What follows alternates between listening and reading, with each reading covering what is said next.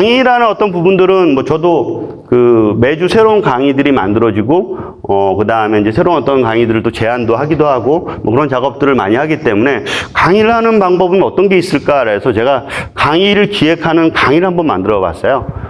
그랬더니 이제 주변 분들이 이제 관심 있어서 한번 강의를 좀 해본 적이 좀 있는데, 조금 더 강의를 기획하는 방법은 이렇게 하면 좀 수월하더라고요. 그 방법 잠깐 설명을 좀 드릴게요.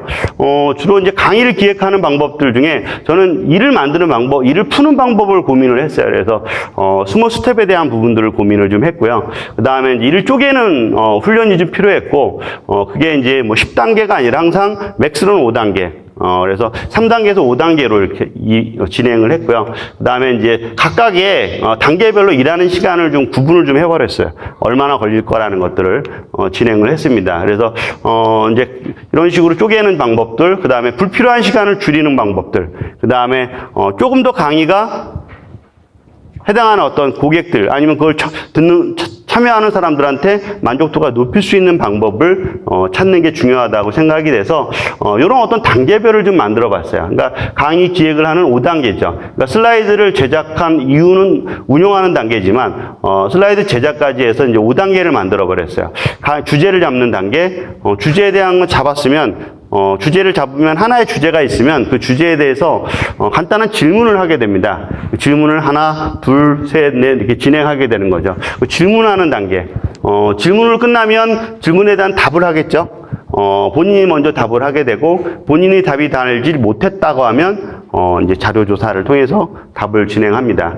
그 다음에 이제 그렇게 1부터 3까지 진행을 하게 되면 해당하는 주제에 대해서 명확하게 니즈를 찾게 될 겁니다. 근데 여기서 질문하는 단계에 대해서는 조금 더 복합적으로 가야 되는 것들이, 내가 어떤 하나의 주제를 만들었어요. 그 주제는 내가 만든 거지 다른 사람들한테 만족도가 있을지는 몰라요. 그렇기 때문에 객관적인 질문 자체가 필요한 겁니다. 객관적인 질문 자체가 하나가 아니라 이제 많아지게 되면 이 강의가 밖에서 봤을 때 이게 어떻게 생긴지 모르는 그런 강의들도 보면 좀 다듬어져서 원하는 결과물들을 만들어지는 그런 관계를 만들 수가 있었고, 이럴 때 시간에 대한 배분이에요. 얘는 2시간, 얘는 3시간, 얘는 5시간, 총 한 10시간 정도가 되면 노멀한 것들은 풀어가는 게 큰 문제가 없다라는 부분인 거고, 여기서 강의 목차까지 만들어지는 단계에 보면 앞서 뒤에 설명을 좀 드리겠지만 강의 목차는 무조건 4 곱하기 3이라는 스텝을 만들었어요. 그래서 크게 4가지 챕터가 있고 4가지 챕터 안에 서브로 3가지 챕터를 만들었던 거죠. 쉽게 만들 수 있는 어떤 구조의 방식인 거고,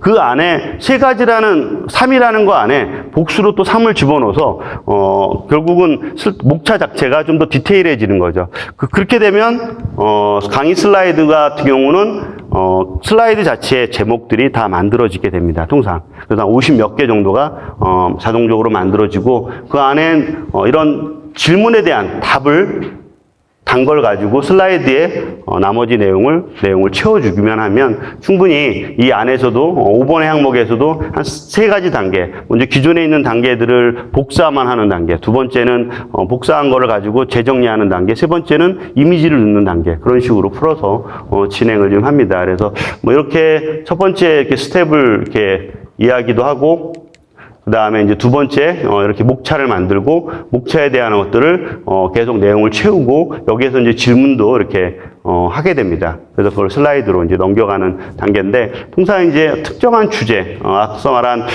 30만원 경제학이라는 것은 1인 기업을 하게 될 때, 수익을 만들 수 있는 첫 번째 수익을 만드는 프로젝트인데, 이런 것들을 이제 진행을 할 때 크게 이제 4.3 스텝으로 이렇게, 진행을 하게 되고, 그 다음에 이런 4.3 스텝으로 진행을 한 다음에, 이렇게 질문을 하게 됩니다. 질문은, 가장 첫 번째 질문은 부정적인 질문을 합니다. 왜 이게 지금까지 만들어지지 않았으며 참여하지 않는가라는 첫 번째 부정적인 질문부터 시작을 해서, 나머지는 이거에 대한 2가지 축에서 합니다. 왜와 how에 대한 질문을 합니다. 왜 이걸 만들어야 되는지, 왜 참여해야 되는지, 왜 이것이 좋은지, 그리고 왜에 대한 것들인 거고요. 어떻게 해야 되는지에 대한 부분들도 마찬가지로 5번 진행을 해서 총 한 10개에서 한 15번 정도의 어떤 질문들을 만들어 가다면, 해당 주제에 대해서 만들어 간다면 보다 포괄적인 그 주제에 대해서 명확하게 이해할 수 있는 부분을 갖게 되고요. 마찬가지로 저뿐만 아니라 요즘 같은 경우는 페이스북이나 외부 온라인 접근들이 쉬워서 해당 주제에 대해서 한번 질문을 던지면 생각에는 많은 분들이 질문을 같이 이렇게 말해줍니다.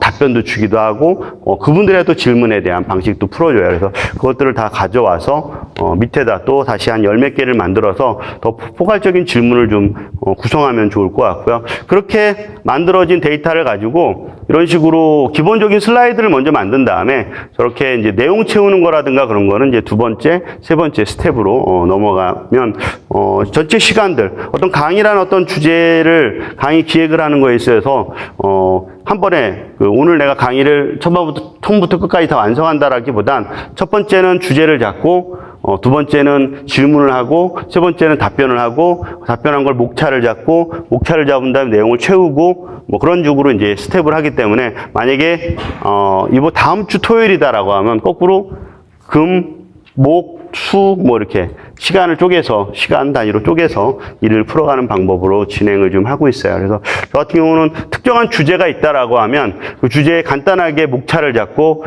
질문을 하는 거가 가장 첫 번째로 제가 행하는 행동들이고 그러다 보면 명확하게 그 주제에 대해서 이해를 하게 되는 거고 이해를 하다 보면 좀 포괄적인 내용들을 풀 수가 있지 않을까 싶어요. 그래서 이거는 외부에 요청할 때도 외부에 요청이 와도 마찬가지로 이 해당하는 내용을 그대로 그 질문에다 같이 또 얹어서 답을 풀어가기도 합니다. 이런 부분들.